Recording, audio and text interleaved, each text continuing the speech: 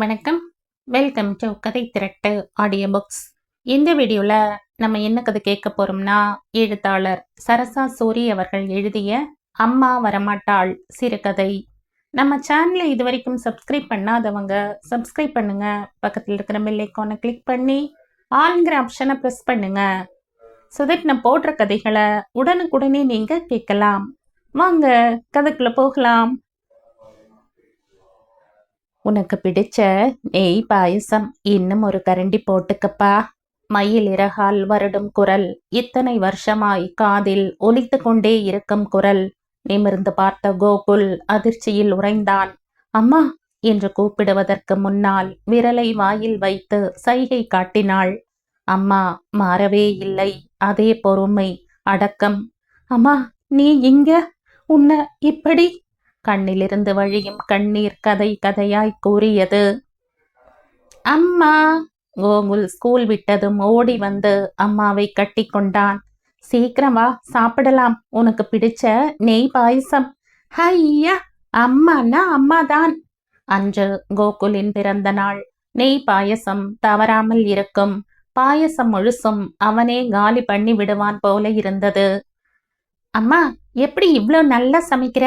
என் friends எல்லாம் சொல்கிறாங்க, எப்படிடா உங்கள் அம்மா எது செஞ்சாலுமே இவ்வளோ ருசியாக இருக்கு?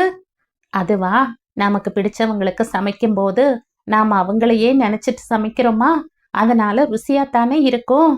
அப்போ நீ என்ன நினச்சிட்டே சமைச்சியா? அவனை அப்படியே கட்டி கொண்டாள்.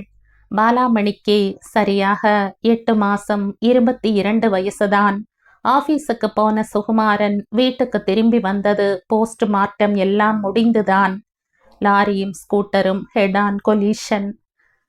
பள்ளிக்கூடம் போக ஆரம்பித்த அப்புறம்தான் மற்ற பசங்களுக்கு அப்பா அம்மா 2 பேர் இருப்பது புரிய வந்தது. பாலாமணி எதையோ சொல்லி மழுப்பவில்லை. 5 வயசு சிறுவனுக்கு புரிகிற மாதிரி சொல்லிவிட்டு, கோகுல், அப்பா இல்லைன்னு நினைச்சு வருத்தமாத்தான் இருக்கும். ஆனா அதுக்காக எல்லாமே முடிஞ்சு போச்சுன்னு அர்த்தம் இல்லை.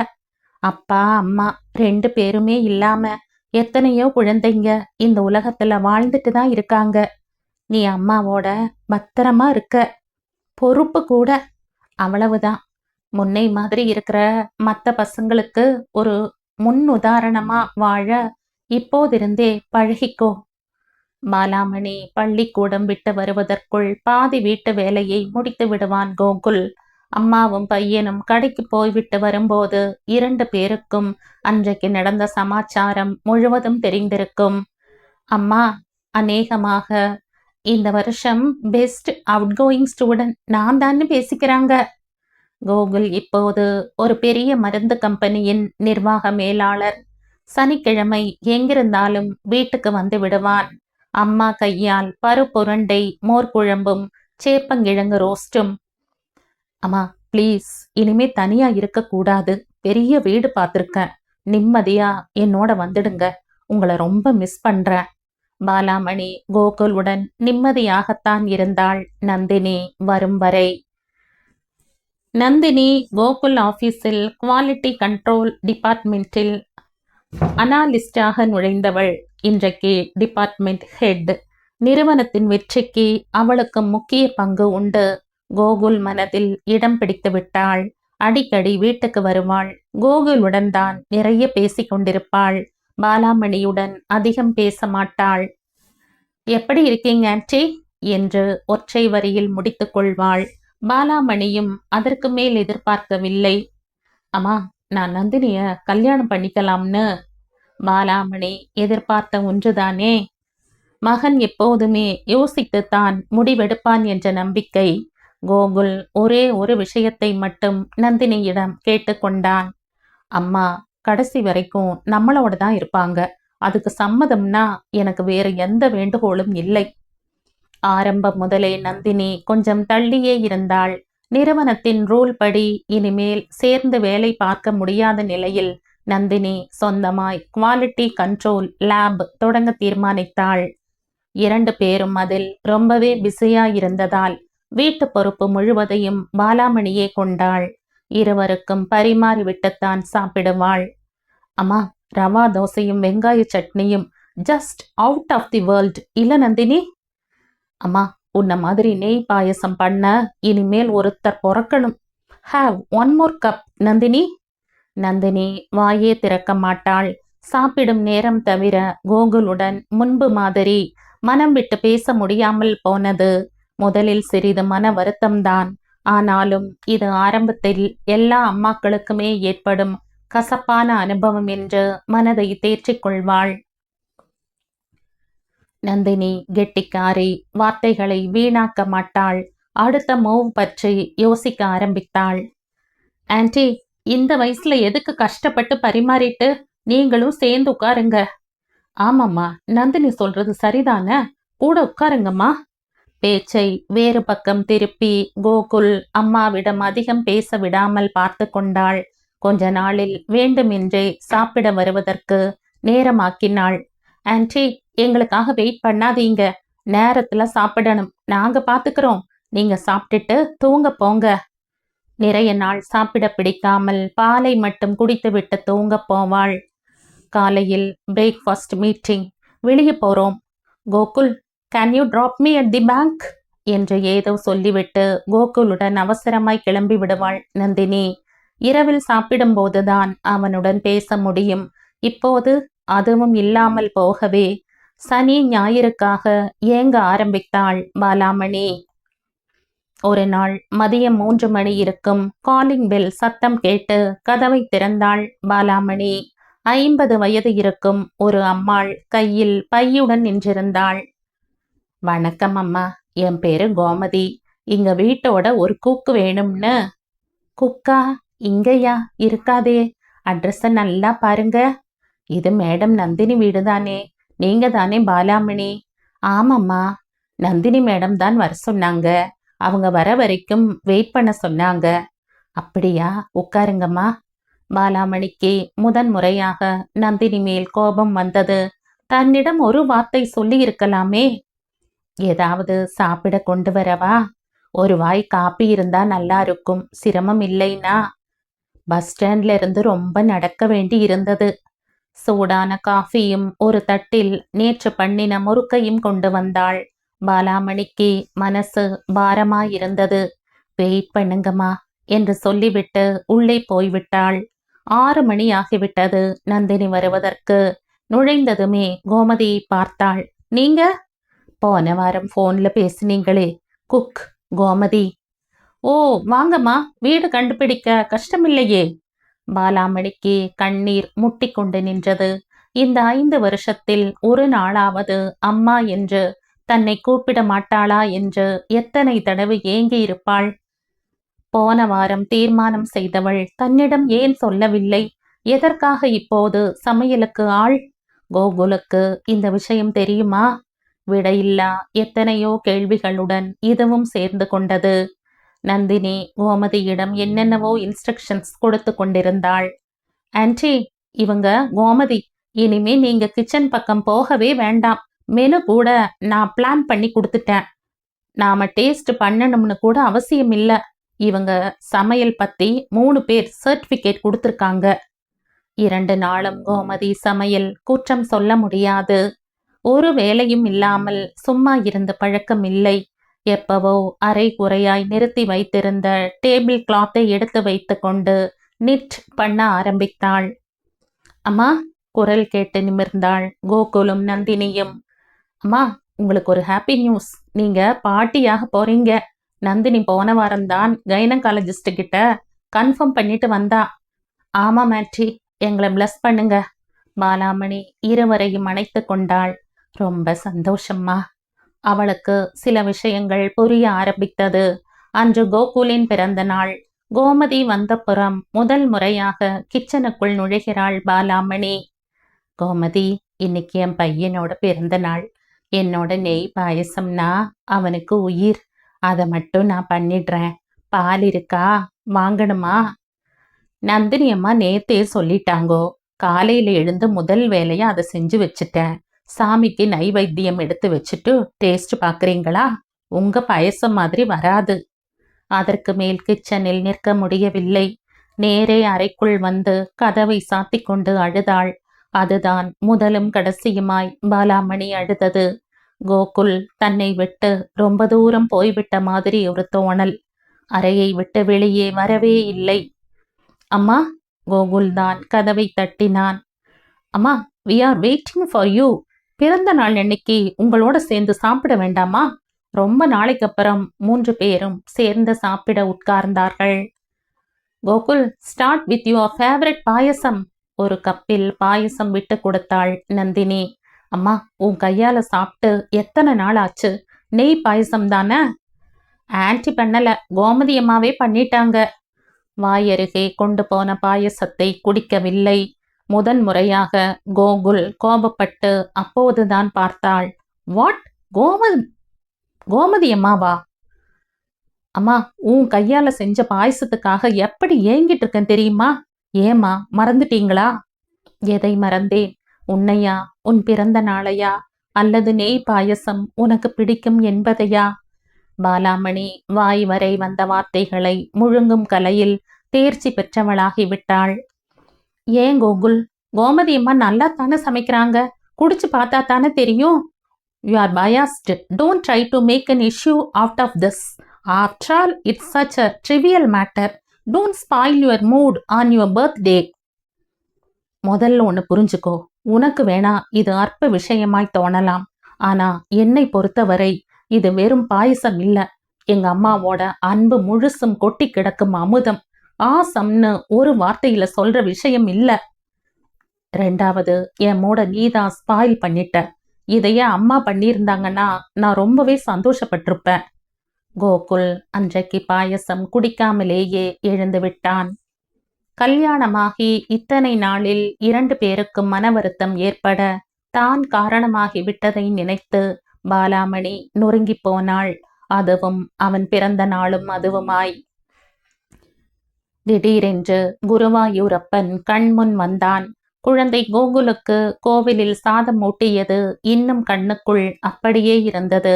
இப்போதெல்லாம் நந்தினி சுவாதீனமாய் கிச்சனில் நுழைந்து, மாமி, இன்னைக்கு மாங்காய் பச்சடி பண்ணிடுங்க. சாம்பார் காரம் தூக்கலா இருக்கட்டும். போன வாரம் செஞ்சீங்களே வெந்தய குழம்பு, ருசி இன்னும் நாக்கிலேயே இருக்கு. கோகுலுக்கும் ரொம்பவே பிடிச்சிருந்தது, அதையும் செய்திடுங்க. இதுபோல் கோமதியிடம் சொல்லிவிட்டு பாலாமணியை திரும்பி கூட பார்க்காமல் போவது ரொம்ப சகஜமாகி போனது. பாலாமணிக்கு குருவாயூரப்பனை உடனே பார்க்க வேண்டும் போல ஆசை வந்துவிட்டது. அம்மா, இப்ப என்ன திடீர்னு குருவாயூர்? இப்போ இல்லப்பா, ரொம்ப நாள் ஆசை.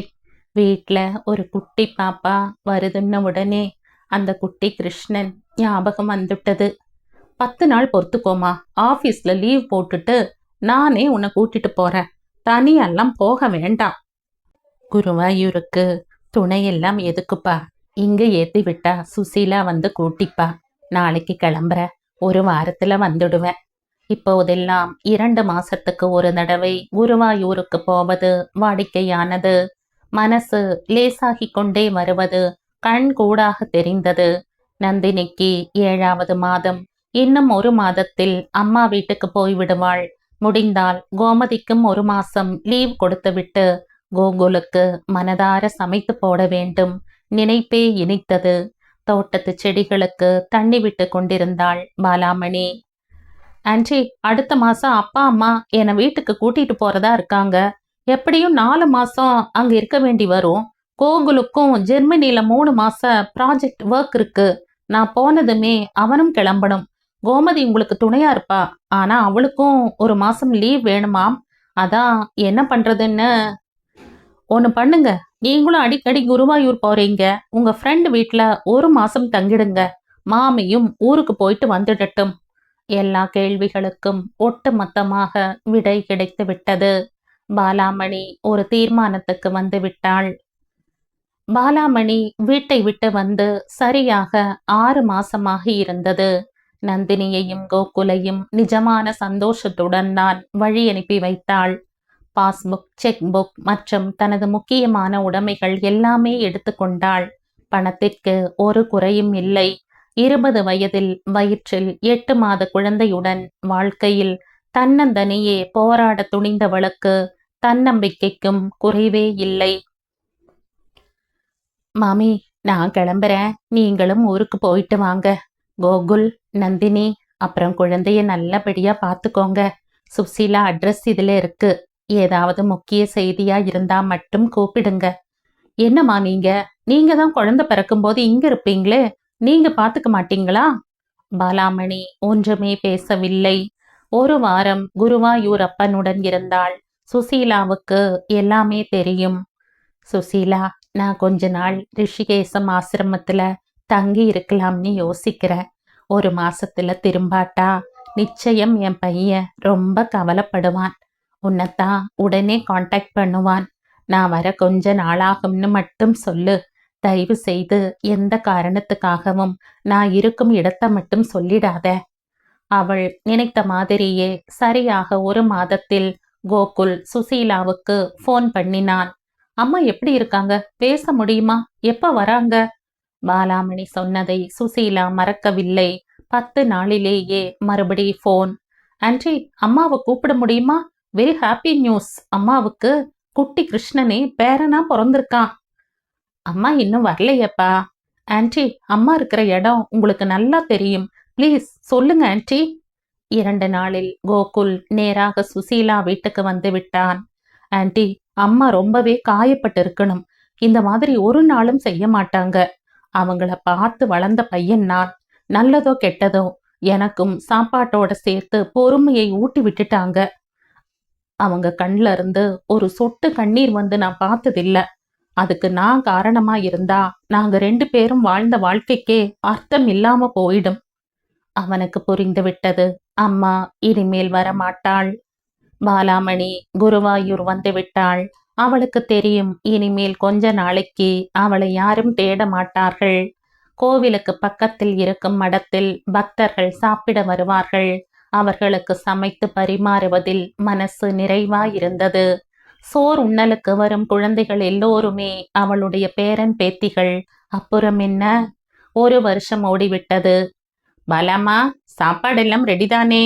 இப்ப வந்துடுவாங்க எல்லாரும். இன்னைக்கு உங்க நெய் பாயசம் வேற. கூட்டம் நிறையவே இருக்க போறது. பந்தி ஆரம்பித்து விட்டது. இலை போட்டு பரிமாற தொடங்கியாச்சு. பாலா தூரத்திலிருந்தே அவர்களை பார்த்து விட்டாள். கோகுலும் நந்தினியும் இடுப்பில் குட்டி பாப்பாவும். அப்படியே எல்லாவற்றையும் போட்டுவிட்டு ஓடி விடலாமா? ஒரு வினாடிதான் சமாளித்து கொண்டு விட்டாள். கடைசி பந்தியில் குழந்தையுடன் 2 பேரும் உட்கார்ந்தார்கள். குழந்தை குட்டி கோகுலேதான். அள்ளி எடுத்து முத்தம் கொடுத்த பரபரத்த கைகளில் பாயசத்தை எடுத்து கொண்டாள். நந்தினியும் கோகுலும் குழந்தைக்கு சாதம் ஊட்டுவதில் கவனமாயிருந்ததில் பாலாவை கவனிக்கவில்லை. உனக்கு பிடிச்ச நெய் பாயசம் இன்னும் கொஞ்சம் போட்டுக்கப்பா. மயில் இறகால் வருடும் குரல். இத்தனை வருஷமாய் காதில் ஒலித்து கொண்டே இருக்கும் குரல்.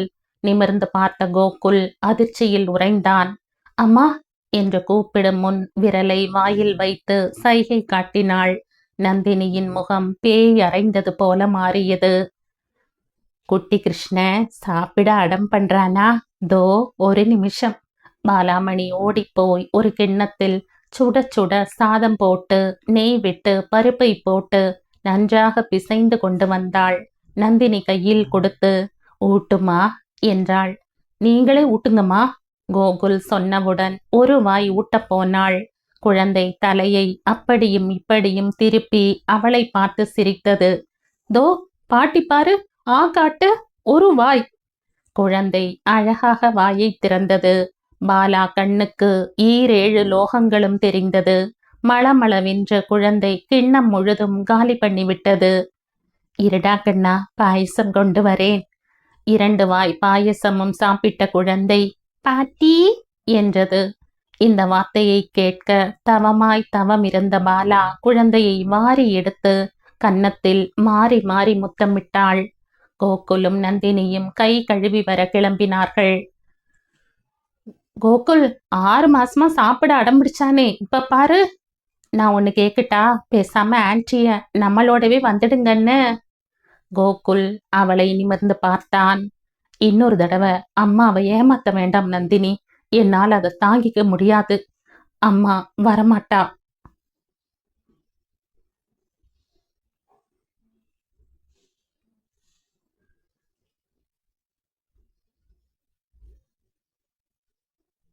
இதோடு இந்த கதை முடியுது. இந்த கதை உங்களுக்கு பிடிச்சிருந்தா லைக் பண்ணுங்க, ஷேர் பண்ணுங்க, சப்ஸ்கிரைப் பண்ணுங்க. மற்றும் ஒரு இன்ட்ரெஸ்டிங்கான கதையோட அடுத்த வீடியோல சந்திப்போம். பை. தேங்க்யூ.